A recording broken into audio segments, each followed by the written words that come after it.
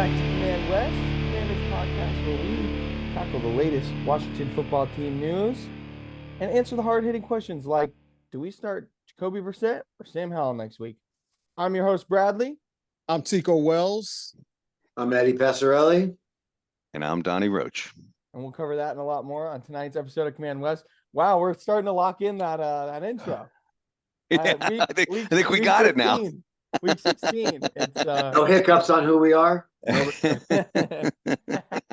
right, so we had a game this week. We played the New York Jets in MetLife. Is that who we played? Yeah. That's who we played. Who showed up? I'm pretty sure we were playing like a high school football team there for at least a half. Oh my God. Longer. Because that was I mean the like comedy of errors in the first quarter. 15, yeah. You know, yeah. First, it was kind one of thing after another. My girlfriend calls me. I'm at work because I was watching the game, you know, like while I was on, you know, at work, and she's like, "Hey, how's it going?" And I was just laughing. I was like, "This is the worst game I've ever seen in my entire life." I mean, you know, 2 drop balls, 1 leading to a pick, touchdown or field goal. Then next drive, drop ball, receiver falls down, run play for 2 yards, false start on the punt blocked, 35-yard touchdown to Breece Hall for the Jets, 10-0. The next play or the next drive, I don't know, we went 3 and out and they scored again. Like it was just. And that's when I joined because I was at the airport, you know, traveling, and I saw 17-0 before I even like turned the game on. I'm like, what the heck is happening right now? We've gone from a bad team kind of to the laughing stock this week. We were kind of the laughing stock of the NFL. I think we were laughing stock maybe 4 weeks ago too. Nah, we were really bad 4 weeks ago. Yeah. I don't know what's below laughing stock then. I don't know. We just keep getting more and more hard to handle. The players, you know, the players and are just are unprepared each and every week. I mean, the first play of the game told me all I needed to know, you know, where it's like your first 15 plays are scripted, right? You run those in practice. Yeah. You know, they know what they're doing beforehand. And Curtis Samuel just whoop right through his fingers. And it's not that Curtis Samuel is a bad player. It's not that Sam Howell threw a too hard of a ball. It's that these players are not ready to play. Oh, I'm glad you said that because I was telling my friend the whole game. I'm saying he's like 10 feet away from somebody and he is drilling that ball. I'm sure that's the criticism. Yeah. You know, it's like I always remember Bill Walsh, San Francisco Giants. San Francisco 49ers legendary coach, who said, "Throw a catchable ball. Don't try to kill the guy. Don't try to show." You know, Brett Favre used to do that. He used to break guys' fingers and stuff. And trying to laser that ball in. It's too much. Yeah. Tico, I'm saying if it hits you in the hands, it's a catchable ball. No, that's not true. You know, I was talking about this with my brother when I was watching the game. Merry Christmas to him, by the way. Merry Christmas. And happy holidays. So the pass that you're talking about, they showed that right behind, and you could see something. So when a guy gets a pass and his hands are like this, in other words, the ball is coming right at his head, and each one, I know the angle isn't right for my camera, but you see what I'm saying? Your hands are they're not straight. It's the least amount of surface area because the guy had his hands. He's got to have his hands like this. He's got to see that and have his hands like this. He had them like this. It went right through the goalpost. I don't know if that's a technique problem. All I know is that disease has hit our catchable balls for the week. There was not one good. Everybody was dropping balls everywhere. Yeah. And also, if you're gonna throw that ball that hard, that fast, it's got to be on the body, right? Because it's easy. It's easier to at least have your body bring stop it in the ball than it is. Even though this is the new technique of putting your hands and catching with your hands away from your body, it's more resistant. Yeah. It's Sam's touch. We've talked about this. You know, I want to say he's short again, Yeah, All right. yeah. If you're going to put a ball over a defender's hands, some of these guys don't even have their hands up. He needs to arc it with some touch. Yeah. Feel Okay. the speed of the So play. this is a good question that I have, Eddie.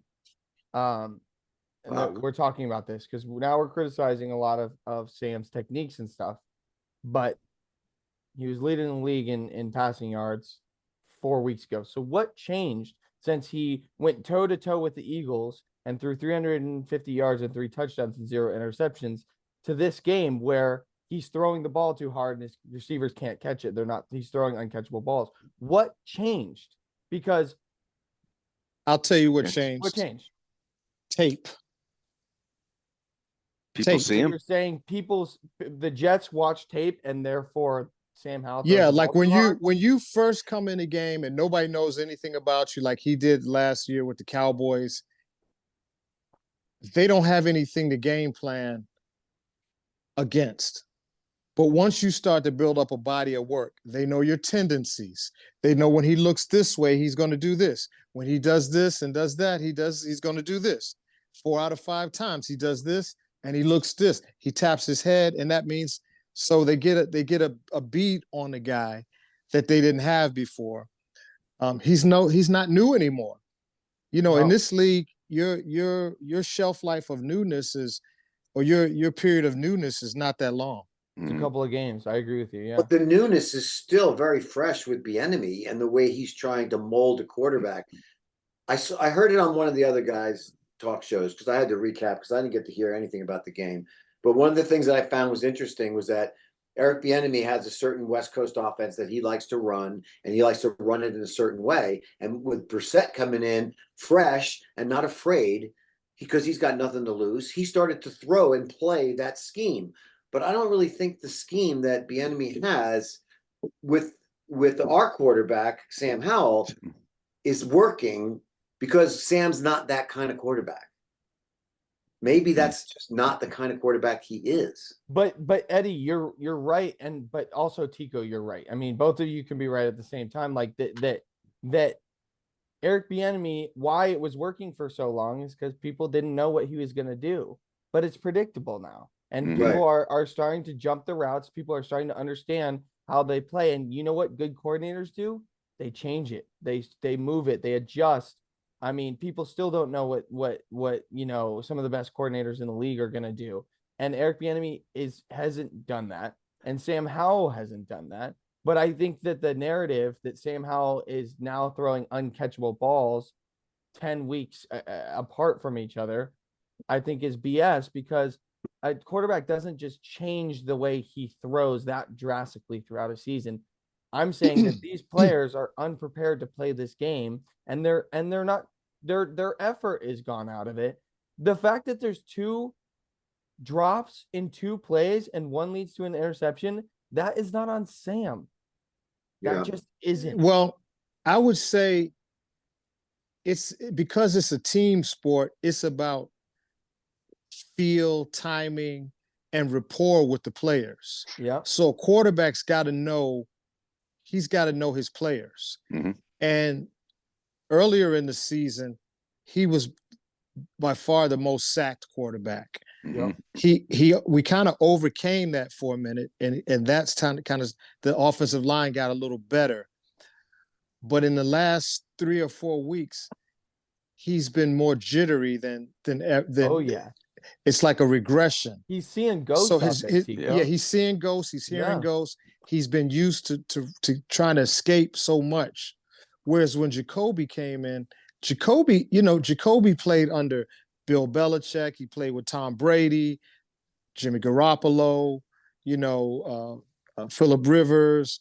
He's played with some pretty, Reich was the coach for that was coaching the Colts.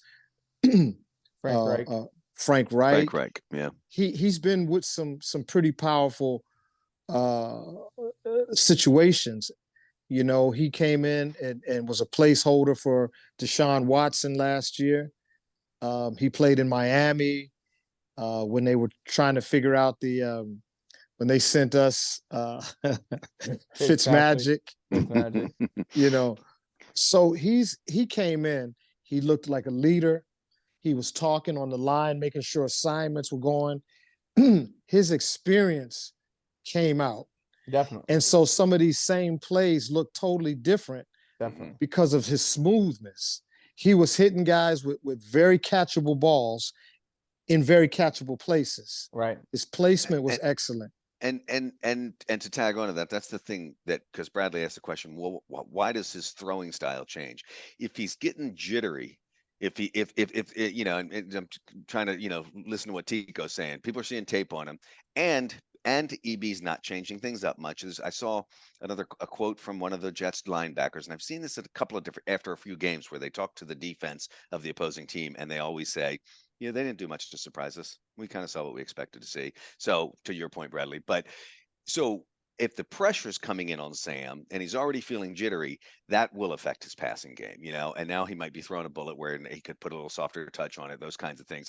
You know, I'm not trying to put it all on Sam, because I think I tend to agree with Bradley. Hit you in the hands. Maybe you and I don't catch that, but a professional receiver in the NFL should be catching that, in my mind. So, you know, it's a little bit of both, but I can see somebody who's feeling the pressure, you know, literal pressure from the defensive line, and feeling jittery, that can affect the way you pass the ball. But I also think that you said literal pressure, but also mental pressure. I mean, also mental pressure for sure. And I think that I think that that's kind of one of the things, like Tico said, like he's seeing go. I mean, he is fully in his head. I mean, you don't see it on the outside because he's a well-composed kid, but he's in his head. He's vacating clean pockets. He's not making the throws. And this is why I asked the question, what changed? Because, you know, 5 weeks ago, 6 weeks ago, we were saying, wow, he's putting the ball in perfect places. He's putting that, you know what I mean? There were moments, I mean, there were moments where we were like, oh, we need a little bit more touch on that ball. Oh, he put that a little high, put that a little behind, you know, but we could see that progression. And now it feels like regression, right? Yeah. And so that's why I posed the question, what changed? And I think there's a lot of answers to that. And I don't think we know the answer. And I don't and I don't think anybody knows that answer, because something would have been fixed by now if they knew the answer, right? I think that's one of the things that's like, how do you fix a person's confidence? Well, you know, you try some stuff. You try some stuff. So I think, you know, and why don't we? Well, the other question you posed at the beginning is, so we are talking about Sam Howell and how he's feeling jittery and everything. Yep. Do we stick with Sam Howell? We got 2 more games left. Jacoby Brissette looks great. Sam Howell doesn't. Yes. What's best for the team now? Best for the team. Go ahead, Eddie. I'll go first. Yeah. Get my nonsense out of the way. Well, I think it's pretty evident that, you know, we're in a game situation now where really nothing matters for this last game or 2 games, right? 2 games, yeah. It's more about, like, how do we save some face? And right now, the last 5-6 weeks, we've been realizing that, oh, there's a problem in that section of the defense. Oh, there's a problem in the offense. And we keep going like this. They put the gum on the dam there to stop the bleeding. We're stopping it all over in little spots. And then we're running out of fingers to plug up the hole. And right now, everybody's just kind of flailing. And I really feel sorry for Sam, because the guy's trying so hard. And I think you said it, Bradley, or maybe Tico said it, but his personality was such that he never really wanted to show his true emotions. Everyone got, God, he's really so composed, isn't he? He's got that great demeanor of a quarterback that you want, that confidence. He does have the confidence, but he just had it broken over the last 5 games. He is just, and I think, like you said, he's spooked. So by being that spooked, that's what happens. And I think it's a good thing to give him a rest for the rest of the season. If let's say we play San Francisco, why don't we go in there with Brissette? We've got Sam Howell sitting there ready to rescue. Maybe he can feel more excited if he has to come to the rescue of a failing Brissette. You know, maybe he would feel like, okay, I could be superhero and come in and regain the confidence, and then kick Dallas's ass in the last game and keep him going to the Super Bowl. Tico, what are your thoughts? Brissette or Howell for the last 2 games? I've been rooting for Brissette for a long time. I was disappointed in Indy when they brought Phillip Rivers in, and that didn't work out. he was doing pretty good. He hasn't had the chance to sustain himself, but people see stuff in practice, so they can speak much better than I can. But you know, he came in as a placeholder last year for Cleveland and did a really good job. But they wanted Deshaun Watson, and that hasn't really worked out yet. So he's been a placeholder. Does he have a future here in Washington? I don't know, Is he man. around because next year? I don't know. I mean, because you got teams like Carolina that really need some help. But I'd love to keep him. I'd love to see him start. Give him a chance. Give him a chance to you know, let Sam take a bird's eye view. Oh, go ahead. Yeah, because Jacoby has generated 5 touchdowns in a very short period of time, where Sam was just not happening. And with the same players. Yeah, agreed. It's true. It's true. I don't foresee Jacoby having a future here. I think he probably gets a starting position somewhere else next year. You might be right. Carolina, somebody like that picks him up. I think that I don't think the decision has been made on Howell yet. If the decision has been made, if Josh Harris and the ownership team are like, we're going to get a new quarterback, then I don't care who you start. But if you're still trying to decide, does Howell have something, and he's been, then there's a purpose to him starting the next 2 games. As Eddie said, these 2 games don't mean anything. I could care less. In fact, for the first time ever in this last game, you know, and I was even at the point, it was such a laughing stock. I was like, maybe it's time to put Jacoby Brissette in. He did great, scores 3 touchdowns. We take the lead. And I thought to myself, don't screw around and win this game now. We need the loss. We don't need the win. And I know, Tico, I always said, I'll never say that during the game. And I found myself saying it. Like, it was fun. Like, it was one thing if Sam had a strong game, I could justify, okay, Sam's coming back. He showed something today. He won a game. But Sam didn't win it. Jacoby comes in. He's not going to be here next year. What's the point of a win? What's the point of Jacoby? It made it fun, a little bit exciting at the end. But I'll tell you what the point is. I'm so glad they kicked that field goal at the end. I was like, crisis averted. I've converted one. God, that was horrifying. If they were trying to tank, if they really were trying to tank, I'm done with this team. Yeah, again, this has nothing to do with the players on the field. Any team that tries to tank, I'm done I don't with think they are, but when you know you've got really nothing to play for, there's a little. But that's not. But here's the thing. Here's the thing, guys. Not worth getting hurt. As football players, and as an organization, you never want to ever do anything but win. Yeah. Because what happens is the same is what Chase Young said. He went to San Francisco and he smelled the flavor of a winner. And for so long, Washington has been a culture of losing mentality. And so if you're going to continue a losing mentality, yeah, go ahead and tank. But if you want to build a culture of winning, which Magic comes from winning, you know, Harris comes from winning, Bieniemy comes from winning. Ron has had he had a great season in 2015. Maybe Carolina. But he was also part of that Chicago Bears, 85 Bears, which I watched that Super Bowl again. And he was a second stringer, but they didn't do nothing but win. I'm not disagreeing with you. With the players, the coaches, they all have their culture of winning, and I would certainly hope that they're all out there doing their best to win. I'm looking at it from me sitting on the couch and going, what's the best thing? What's the best thing for this team? You know, and that's why I think playing Sam Howell, even though I don't think he wins either game, is still the best thing.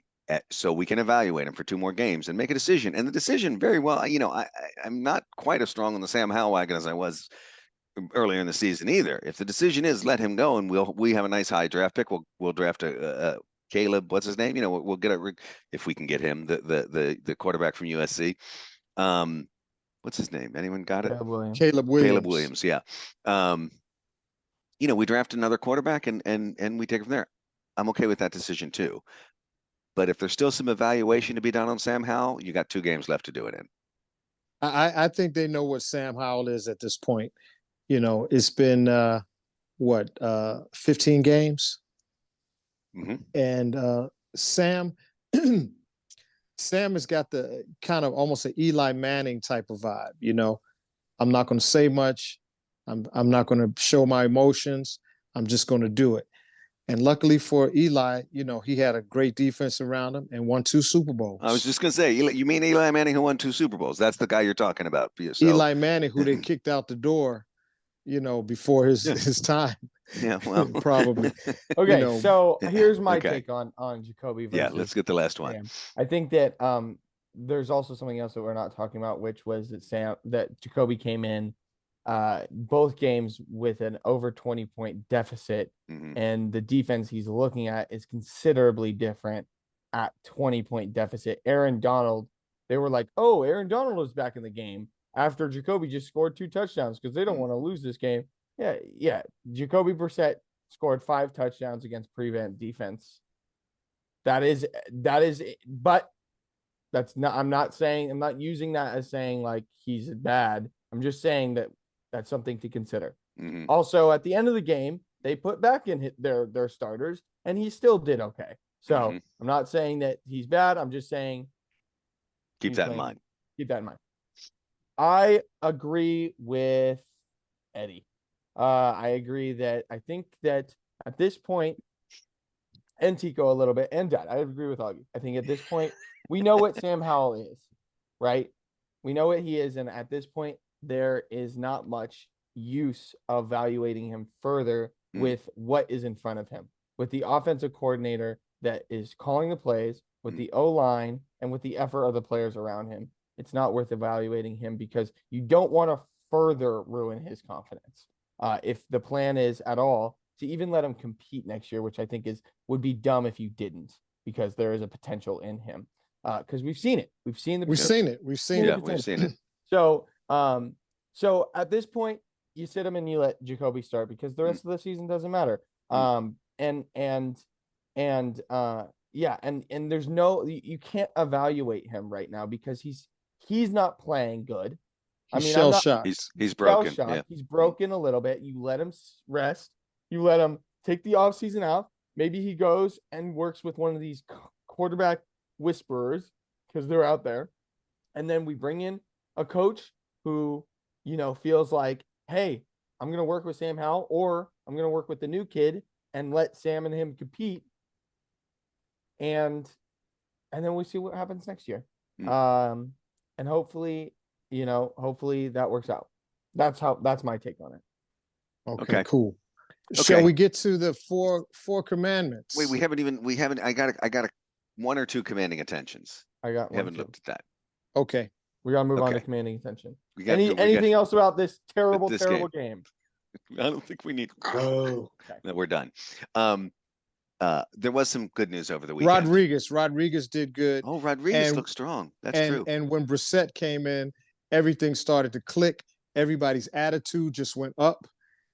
Winning is infectious. Just like the first half, it was the Keystone Cops. It was a calamity. Not to be downer, but he got hurt, Rodriguez. And so did Deron Payne. That's another reason why to sit your starters. But here, Tico, I'm gonna say this because we talked about this all offseason and the beginning of that winning preseason games matters because it's about winning. Right. We literally talked about this. So I'm not Tico, I'm not gonna hate on you for your opinion with we need to win these last 2 games. I get that. However, from a analyst perspective, from a non-fan perspective, from a non-team perspective, what's better for the team is to have higher draft picks. That has not worked for this team since 1992, Bradley. Yeah, but we have different owners now. We can't use that, though. We can't use that idea. Why? Old ownership. What hasn't worked in the past won't have work in the future. Because then it's right. But also, this has been this theme, like, let's get these high draft picks. Cleveland Browns, since Jim Brown left, have pretty much sucked, except when Marty Schottenheimer was there in the 80s, right? They still didn't get to a Super Bowl. every year, they probably have more first-round draft picks than anybody in the league. Mm-hmm. They're kind of decent now. They got a nice I was defense. gonna say they don't suck this year. Yeah. But they have ruined more first round quarterbacks than anybody. They've had a ton of them. Mm-hmm. That has not proven to just be the recipe to a good team. And you know what's crazy is this season and the last 3 seasons, my mind has been open to the fact that it's not just about the players on the field. Like growing up, I was like, this player is amazing. You plug and play this player into this thing, and wow, they're going to be great. No, yeah, it is so the business side of the NFL is so complex and so intricate that it's just now starting to like hit me how important it is. So the fact that we're going to have a new general manager, a new everything on the business side of things, and we get that stench of Daniel Snyder out of the draft room, because you're right, Tico, these draft picks haven't worked out, but guess who we've had in the building? A predator, a misogynist, whoever else he was. We got him out, and we got the smart people in charge that are gonna use these high draft picks that we're getting and build a team around it. That's my vision. Not just that, the high draft picks also help attract the smart people. I think we have a little bartering material. We've got attractive draft picks. We've got cap space. So coaches, hopefully we get the right people. Just like all that make or break a team. I mean, Brian Daboll, when he came in last year, the Giants won a playoff game. Can you name a Giants receiver? No, because they were all not good. Daniel Jones won a playoff game, and we have this roster with 3 who we think are star receivers, and we won 4 games this season. Yeah. Like, you know what I'm saying? Like, something's not happening, and it's like, dang, the business side of things are way more important than people put weight into. True. And the combination of the soup, let's call it a soup that you're building. Mm-hmm. So we talked about this on a couple shows back. It doesn't appear that we have any real D-O-double-G dogs on this team. I look back at that 85 Bears team, and it was bloodhounds on there. I mean, even the quarterback, Jim McMahon, was a dog. They just were not accepting losing. Mm-hmm. They were not accepting losing. And we don't have that mentality. No. We don't have that mentality. Okay. Even Terry's one of our best players. Yeah. He's not that dog, and dude. He'll get up and shake your hand. We've seen dog. Last year versus Indianapolis, dog. Last year against the Green Bay, he got up and Xavier. What's the corner's name? He does this. Yeah. He's a Pro Bowler with the blue eyes. He's a pretty dude. Can't think of him. But nothing happens. All right, let's We've talked about this though, so let's move on. So let's keep it moving. Because I started to say there was some good news, and I wasn't talking about what you just said, Tico. The good news is we had a little holiday, and I'm up here in Portland visiting my son. We did a gift exchange. I got to tell you, my son hit it out of the park. Can you show the jacket? Because I left it over at his place. He splurged and got me this. I hope it shows up on camera. Oh shoot! So it's there you go. Commanders football. It's real. There you go. There it is.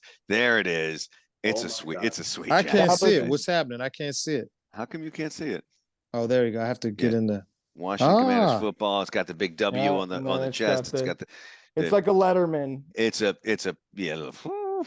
All right. It's a good looking jacket. It's a good looking jacket. And I got merch too. I got some merch too. I got the new hat. Oh yeah. I got the Sam Howell jersey, which is my commanding attention.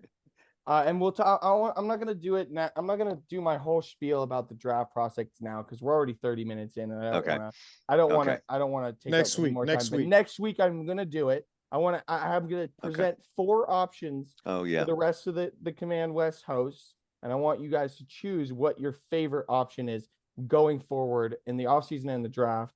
But I'm going to tell you right now that this jersey means something. And it made my mind for me because I didn't know I was going to get this. And I was kind of in between a couple options, but it made my mind up. Nice.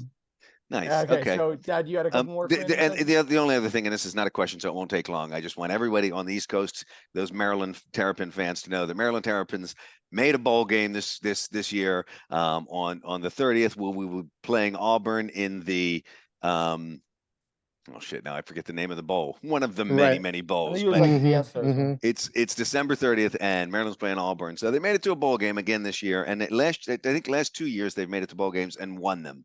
So I know there are Terrapin fans out there as well as Commander fans. So I want them to know about that. And let's go Terps, go Terps. Fear the turtle. Any other attention? No. Other than Lamar and the Ravens. Kicked butt last night. Yeah, they sure did. Yeah, and my AFC team, the Miami Dolphins, are kicking Dallas's butt. Nah, and shout out Dylan. That was really good. I actually watched more of that game than I watched of ours. Right. Because there's something gratifying about it. I know. Philly's lost a little bit of steam, it seems like. The funny thing they certainly have, haven't they? Yeah. That's why it's good to get those early wins, put some in the bank for tough times. So let's move on to Music City Bowl. I just wanted to get that out there. The Music City Bowl. Yeah, man. That's what Maryland's in. Sorry. Okay. Oh, wow. Okay. That's a bowl now? That's a bowl. Music City Bowl. Wow. Okay. There's like 30 bowl games or something. So it's crazy. Let's go on to Four Commandments. Beautiful. All right, we are playing the San Francisco 49ers, who got their ass whooped this past weekend by your Ravens, Chico. Yep. Thou shalt start Jacoby Brissette. There you go.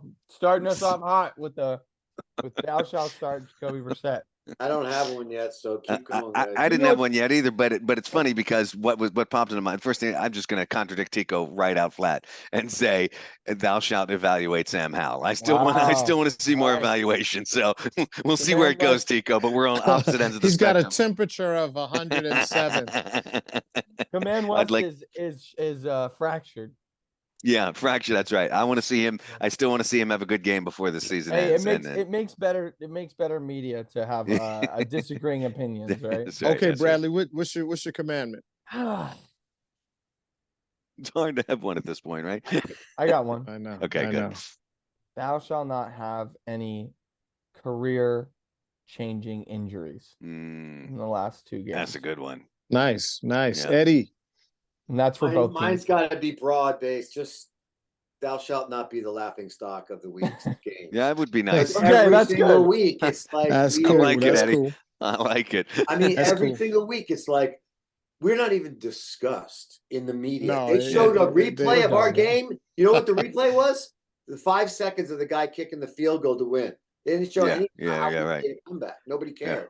I tuned in. I said at halftime, the quote from the announcers was, "Washington is awful." So there you go. Sums it up. And to think that we won our first 2 games and we're like looking against good teams. Everyone was so excited. Anyway, even those 2 teams have done much better. I know. I think maybe not the Cardinals. Maybe not the Cardinals. Denver has Denver's respectable. Yeah. Okay, well, look. Yeah, we got 2 more games left in the season. We'll enjoy them. We'll see what happens. We're stepping into a new year. We're stepping into a new year, new vibe. Happy everything. Yeah. Thank you so much for joining us on this week's episode of Command West. That's a wrap. Please don't forget to like, subscribe, leave your comments down below. We hope you had just as much fun watching as we did, bringing you the latest and the greatest of the Washington football team. Tune in next week. See ya. Happy New Year. Happy New Year, everyone.